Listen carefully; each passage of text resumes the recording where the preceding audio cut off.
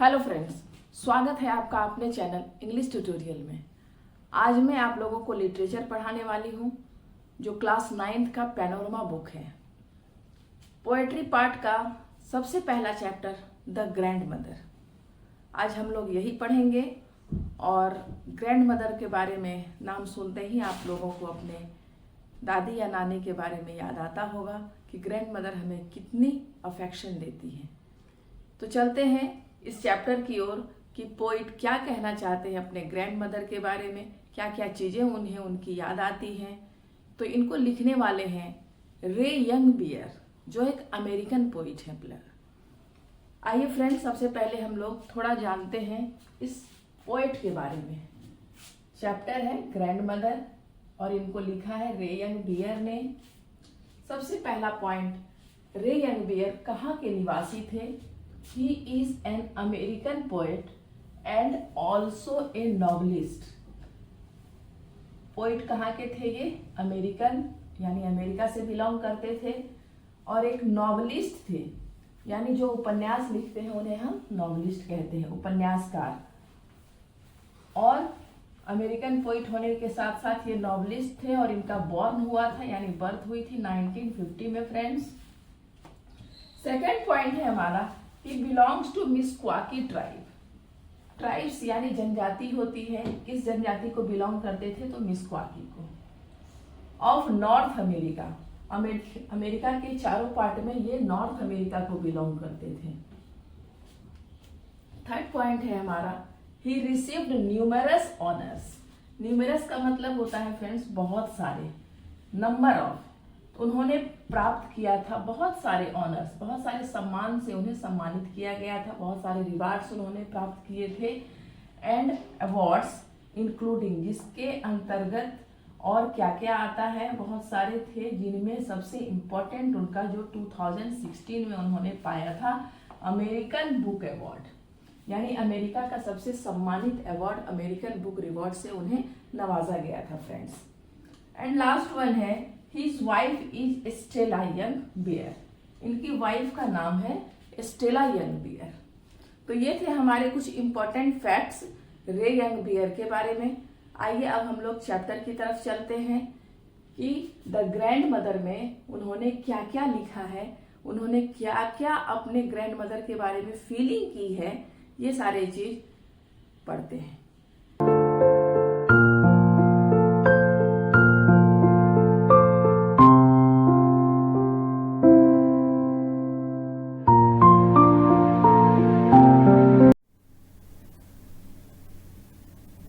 Ray Youngbear, birth 1950, is a Native American poet and the novelist of the Meskwaki tribe of North America. ये जो थे एक tribe, जनजाति को belong करते थे फ्रेंड्स। ट्राइब का मतलब जनजाति होता है। कौन सा जनजाति को? तो मिस्क्वाकी जनजाति को बिलोंग करते थे। और इनका बर्थ हुआ था 1950 में। इनका नेटिव अमेरिका में चूंकि इनका बर्थ हुआ था, इसीलिए ये नेटिव अमेरिकन पोइट ही कहलाते हैं। और इन्होंने उपन्यास भी लिखी है, इसीलिए इनको नॉवलिस्ट भी माना जाता है friends. Growing up on the Meskwaki tribal settlement in Iowa. अब इनका लालन पालन कहाँ हुआ था? तो मिस्क्वाकी ट्राइबल जहाँ सेटलमेंट थी लोआ में। लोआ एक टामा कंट्री जो है, वहाँ एक प्लेस का नाम है फ्रेंड्स। तो वहीं पर इनका ग्रोइंग अप यानी लालन पालन हुआ था। And he was encouraged to learn English by his maternal grand mother and he began to translate his poems into that language. अब यहाँ पर कह रहा है कि वो काफी इनकरेज्ड हुए थे, किनके द्वारा? अपनी मैटरनल ग्रैंड मदर, यानी मदर के साइड जो होता है वो मैटरनल होता है, you know very well friends. और फादर के साइड जो होता है वो पैटर्नल कहलाता है। तो ग्रैंड मदर किधर साइड से थे वो? ग्रैंड मदर का मतलब नानी दादी दोनों होता है। तो यहाँ चूंकि मैटरनल है, इसीलिए यहाँ पर क्या हुआ कि नानी से ये ज्यादा ही प्रभावित थे। और मैटरनल ग्रैंड मदर ने इन्हें इंग्लिश की तरफ मूव किया था, यानी इंग्लिश सिखाने का काम उन्होंने ही किया था। And he began to translate his poems, और वो अपना पोअम्स को ट्रांसलेट करने लगे थे इनटू दैट लैंग्वेज। किसमें? तो इंग्लिश लैंग्वेज में। वो थे मिस्वाकी ट्राइबल्स के, और मिस्वाकी लैंग्वेज ही बोला जाता था, लेकिन उन्होंने इंग्लिश में अपने नानी के कहने पर इंस्पायर होते हुए उन्होंने इंग्लिश में ट्रांसलेट करना प्रारंभ किया। His work was first published in 1968. उनका जो पहला वर्क था वो पब्लिश किया गया 1968 में, and he often switches between English and the Meskwaki language to express himself more fully. वो प्रायः स्विच का मतलब होता है फ्रेंड्स बदलना, यानी इंग्लिश और मिस्क्वाकी लैंग्वेज के बीच में वो अपने आप को, मतलब बदलने का मतलब हुआ यहाँ पर कि दोनों के बीच में वो सामंजस्य बनाना चाहते थे। यानी कि वो थे मिस्क्वाकी के, लेकिन चूंकि स्विच किया था उन्होंने इंग्लिश की तरफ अपनी ग्रैंड मदर के कहने पर और इंस्पायर होकर उनसे, इसीलिए वो दोनों के बीच में सामंजस्य बिठाना चाहते थे हमेशा, एंड एक्सप्रेस हिमसेल्फ, और अपने आप को उसमें मिक्स करना चाहते थे, मोर फुली, बहुत ही अच्छे तरीके से व्यक्त करना चाहते थे। इन द प्रेजेंट पोम, और ये जो हमारा सामने जो अभी पढ़ेंगे हम लोग पोम, उस पोम में जिसका शीर्षक है friends the grand mother, he draws a picture of his grand mother. इस पोम में वो अपने ग्रैंड मदर के पिक्चर को ड्रॉ करना चाहते हैं, यानी चरित्र चित्रण वो अपनी ग्रैंड मदर का करना चाहते हैं। किस चीज का? तो all loving and all inspiring, यानी उनसे जो भी उन्हें प्यार मिला और उन्हें जो इंस्पिरेशन यानी प्रेरणा मिली थी अपनी नानी से, तो उसी को वो इस पोम में वो चित्र को पूरे 100% प्रस्तुत करना चाहते हैं। तो आइए अब यहाँ से पोम की शुरुआत होती है। If I were to see her shape from a mile away, I had known so quickly that it would be her. यानी कहता है कि if I were, जहां भी लगा तो हम यहाँ पर क्या करते हैं, सोचते हैं कि अगर मैं होता या फिर अगर मैं देखता, यहाँ to see है, अगर मैं देखता her shape from a mile away, उसकी आकृति को मीलों दूर से, 1 मील दूर से, सॉरी 1 मील दूर से भी मैं उन्हें देखता तो I had know so quickly, मैं जान जाता बहुत ही जल्दी, quickly, that it would be her, कि वह मेरी नानी है। The purple scarf and the plastic shopping bag, यानी कि उनका स्कार्फ का कलर यहाँ बताया जा रहा है फ्रेंड्स, कि उनके स्कार्फ को वो जान जाते और उनके प्लास्टिक बैग को, यानी शॉपिंग बैग उनका प्लास्टिक का हुआ करता था। 1 मील दूर से भी वो देखते तो वो तुरंत क्विकली पहचान जाते कि उनका जो बैगनी स्कार्फ है जो उन्होंने ओढ़े हुए है और जो परचेज करती है, शॉपिंग करती है प्लास्टिक के थैले लिए हुए, तो इन सारी चीजों को वो 1 मील दूर से भी अपनी दादी को पहचान जाते। If I felt hands on my head, I had known that those were her hands, warm and damp with the smell of roots. कहते हैं कवि कि अगर मैं अपने सर पर किसी के हाथ को फील करता तो मैं यह जान जाता कि यह हाथ जो है उनकी नानी का है। वे हाथ वो क्या थे? बिल्कुल वार्म थे, और डैम्प का मतलब होता है मॉइस्चर, नमी से संबंधित है फ्रेंड्स, और गर्म थे और नमी थे, तथा उनमें जो प्लांट्स जो हैं जिनसे आप देखते होंगे कि बूढ़े बुजुर्ग जो होते हैं प्लांटेशन वगैरह ज्यादा करते हैं, खाली समय मिलता है तो वो अपने प्लांट्स को समय देते हैं और जो भी फालतू घास वगैरह होता है उसमें से निकालने का काम करते हैं, तो वैसे ही उनकी दादी करती होंगी। तो उसी का जिक्र कर रहे हैं पोएट यहाँ कि पौधे की जड़ों की जो खुशबू होती थी with the smell of roots, क्योंकि दादी जी खेतों में उनके काम किया करती थी, इसीलिए उस स्मेल से वो अपनी दादी को पहचान लेते। If I heard a voice coming from a rock I had no and her words would flow inside me, like the light of someone staring ashes from a sleeping fire at night. तो last stanza में 3 stanza का हमारा ये pome है friends. Last stanza में कहते हैं poet कि अगर मैं पहाड़ों में से जो कोई भी साउंड आती हुई है उसे अगर मैं सुनता तो मैं उनको आइडेंटिटी कर लेता। कैसे? तो उनके शब्द जो होती है, चूंकि हमारे अपने जो होते हैं वो हमें इतना प्यार देते हैं कि उनके शब्द हमारे अंदर क्या है, inside me like the light of someone stirring ashes from a sleeping fire at night, कि हमारे अंतरात्मा को के अंदर पहुंच जाते हैं। और जैसे कि कोई प्रकाश अंदर से प्रकाशित कर देता है, रात के अंधेरों को दूर कर देता है, उस तरीके से उस समय कोयल की बुझी हुई आग को हिलाने पर उसमें से चिंगारियां दिखने लगती हैं। तो उसी स्टायरिंग का मतलब होता है फ्रेंड्स आंदोलित करना, हिलाना। एशेस का मतलब होता है राख।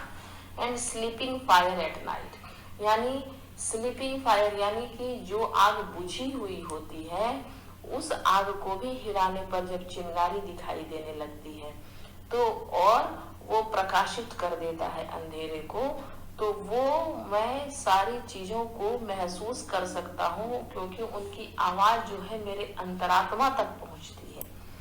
तो इन 3 स्टेंजास के थ्रू पोइट यह कहना चाहते थे कि उन्होंने अपनी नानी को बिल्कुल भूला नहीं, और उन्हें 1 मील दूर से भी पहचान सकते हैं। अब इसमें फ्रेंड्स आपका 3-4 ऑब्जेक्टिव क्वेश्चन ऐसा है जो कि आप पढ़ने के दरमियान अगर याद रखे होंगे, ध्यान से सुने होंगे, तो आप काफी अच्छे तरीके से इसे ऑब्जेक्टिव के रूप में कर पाएंगे। जैसे फर्स्ट स्टेंजा में है ए माइल अवे, यानी कितने दूर से वो पहचान जाते हैं अपनी दादी को, तो 1 मील दूर से। अब उनकी दादी कैसा स्कार्फ पहनती थी, किस कलर का, तो वो पर्पल कलर था। यहाँ से 2 क्वेश्चन बनते हैं फ्रेंड्स। तीसरा क्वेश्चन एक यह बनता है कि उनकी दादी का जो या फिर नानी जो भी कहे, यहाँ तो मैटरनल ग्रैंड मदर दिया हुआ है तो इसका अक्षरशः मीनिंग नानी ही होगा। तो कैसे पहचान जाते थे अपनी नानी को, तो लगता था जैसे कि अगर वो उनके सर पे हाथ रखी हुई हो तो उनके warm and damp smell root से उन्हें पहचान जाते थे। और कितने कहाँ से आवाज आती सुनाई देती थी, चौथा क्वेश्चन रेस होता है, तो फ्रॉम ए रॉक, यानी कि दूर चट्टानों पहाड़ों से आती हुई आवाज से भी वो अपनी दादी को पहचान जाते। तो ये 3-4 ऑब्जेक्टिव क्वेश्चन काफी इंपॉर्टेंट जो प्रायः एग्जाम में आते हैं फ्रेंड्स, आपको तीनों स्टेंजा में मैंने आपको बता दिया। आइए अब क्वेश्चंस की तरफ मूव करते हैं। First of all I would like to do brief question friends. Brief question पहले मैं आपको करवा देती हूँ। पहला क्वेश्चन है, from what distance does the poet recognize his grandmother. कितनी दूरी से, मैंने अभी आपको कहा था ना कि एक क्वेश्चन यहाँ फर्स्ट स्टेंजा से बनता है कि कितने मील दूर से वो अपनी ग्रैंडमदर को पहचान जाते हैं। तो the poet recognize his grandmother from a mile away, 1 मील दूर से। Question number 2 is, what is the colour of grandmother's scarf. Grandmother का स्कार्फ किस कलर का है, तो grandmother's scarf is of purple colour. Friends ये दूसरा क्वेश्चन हो गया आपका। थर्ड क्वेश्चन की तरफ मूव करते हैं। What material the shopping bag is made of. Yes friends, ये भी क्वेश्चन आपका इम्पोर्टेंट है कि किस मटेरियल से वो शॉपिंग बैग बना था जो उनकी दादी के हाथ में था। तो आंसर है कि the shopping bag is made of plastic. Plastic का था वो, जूट, फाइबर या फिर और किसी भी चीज का नहीं, बल्कि वो प्लास्टिक का था शॉपिंग बैग। क्वेश्चन नंबर 4 है, what are 2 things in first 8 lines which the speaker associates with his grandmother. तो कहता है कि 2 चीजें जो फर्स्ट 8 लाइन्स में दिया गया है जो स्पीकर से एसोसिएटेड है ग्रैंडमदर से, वो क्या है। तो the speaker associates with grandmother's purple scarf and her plastic shopping bag, यानी उनका पर्पल स्कार्फ और प्लास्टिक शॉपिंग बैग है जो स्पीकर से एसोसिएट्स है। क्वेश्चन नंबर 5 है, in the pome the poet feels the tender touch of his grandmother, explain the lines. वह line को एक्सप्लेन करना है जिसमें पोइट यह फील करता है कि टेंडर टच यानी सुकोमल, टेंडर का मतलब होता है सुकोमल टच को अपनी ग्रैंड मदर के कैसे वो पहचानते हैं, किस स्टेंजा, किस लाइन में। तो इन द पोअम, इस पोअम में the poet feels the tender touch of his grand mother, her hands are warm and damp with the smell of roots, यानी उनके हैंड्स जो है वार्म और डैम्प जो है वो स्मेल ऑफ रूट्स जिससे आते हैं, रूट्स का स्मेल जिससे आता है उससे वो पहचान जाते हैं। तो यही लाइन शो करता है। यह क्वेश्चन नंबर 6 की तरफ मूव करते हैं। From where was the voice coming, कितनी दूर से आवाज आ रही थी, यानी कहाँ से आ रही थी। तो the voice was coming from a rock, दूर एक पहाड़ों से आ रही थी।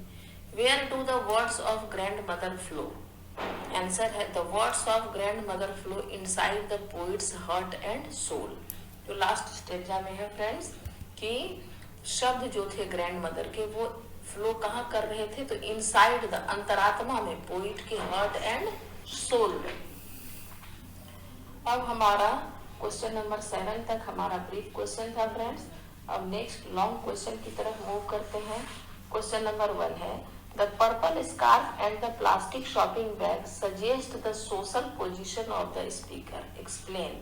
अब थोड़ा लंबे में आपको इसको लिखना होगा, एक्सप्लेन करने की बात कह रही है यानी विस्तार पूर्वक समझाने के लिए।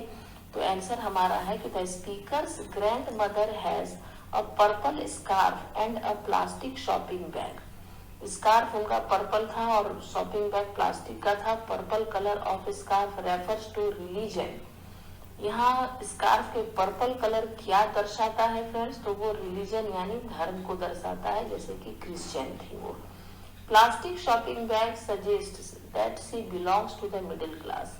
प्लास्टिक शॉपिंग बैग यह देता है, इंडिकेट कि वह मिडिल क्लास की थी। And thus we can say that she belongs to a lower middle class Christian family। और ये दोनों सेंटेंस से यह पता चलता है कि वो लोअर मिडिल क्लास और क्रिश्चियन फैमिली से थी। क्वेश्चन नंबर 2 है हमारा how does the poet express the close and emotional relationship with his grand mother, discuss. अब यह बताना है इस क्वेश्चन में फ्रेंड्स कि पोइट कैसे एक्सप्रेस करते थे अपने क्लोज और इमोशनल रिलेशनशिप को, कि काफी उनका संबंध जो था वो काफी भावनात्मक तरीके से बहुत ही गहरा था। इसको विस्तार पूर्वक समझाना है। आंसर है हमारा the poet is emotionally attached to her grand mother. चूंकि वो इमोशनली अटैच्ड थे अपने ग्रैंड मदर से। Her hands are felt on his head, अपने सर पर वो उनके हाथों को भी महसूस करते। He can recognize her from her purple scarf and plastic shopping bag from a distance of a mile। और वो उन्हें रिकॉग्नाइज कर सकते थे, पहचान सकते थे उनके पर्पल स्कार्फ को, प्लास्टिक शॉपिंग बैग को, कहाँ से, तो 1 मील दूरी से भी पहचान सकते थे। नेक्स्ट क्वेश्चन है हमारा explain the expression with the smell of roots. ये जो सेंटेंस है हमारा उस एज इट इज इस सेंटेंस को एक्सप्रेशन को, इस एक्सप्रेशन को एक्सप्लेन विस्तार पूर्वक समझाना है। आंसर है his grand mother works in her garden, the smell of the roots is always on her hands. क्योंकि ग्रैंड मदर हमेशा काम करती है गार्डन में, इसीलिए जो जड़ों के जो स्मेल थे वो हमेशा उनके हाथों से आते रहते थे। And by this smell of roots poet shows his feelings. और इसी स्मेल ऑफ रूट से पोएट दिखाते हैं अपनी फीलिंग्स को अपनी दादी के और नानी के प्रति। Why does the speaker say a voice coming from a rock, when does a voice come from a rock, have you ever experienced your sound coming back to you.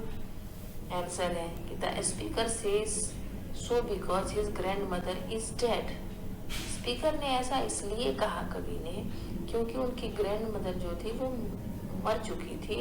And now and he can hear her, लेकिन अब अभी भी वो उन्हें सुन सकते थे, उनकी voice को इको इन द हिल्स यानी पहाड़ियों में इको के रूप में। Yes I have experienced my voice coming back to me from a wall, from a hill and in a well. ऐसी आवाजों को हम प्रायः एक्सपीरियंस करते हैं कहाँ कहाँ से, तो अगर हम वॉल के साइड से बोलते हैं या फिर किसी पहाड़ियों पर जाकर या फिर किसी कुएं में अगर हम जोर से बोलते हैं फ्रेंड्स तो ऐसी आवाज़ें वापस उधर से आती हैं, तो हमें लगता है कि अच्छा वो हमारे कोई अपने ही बोल रहे हैं।